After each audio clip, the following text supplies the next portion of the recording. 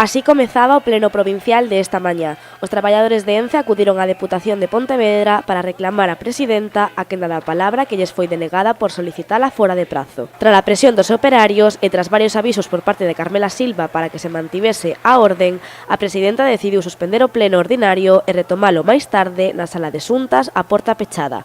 Unha decisión que non foi ben acollida nin polos traballadores da fábrica nin polo Partido Popular.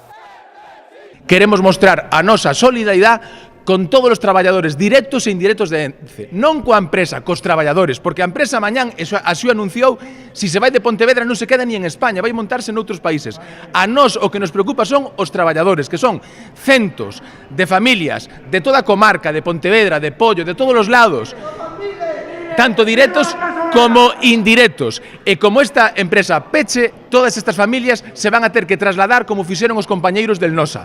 Logo, nós desde aquí facemos un chamamento a ese presidente irresponsable, Pedro Sánchez, que pense que aquí hai traballo, que as familias queren traballar e que non peche unha industria que dá centos de miles de postos de traballo. O que lle pedimos hoxe foi que, en este caso, que lle dera traslado e que lle permitira a palabra aos traballadores. Que sucedeu?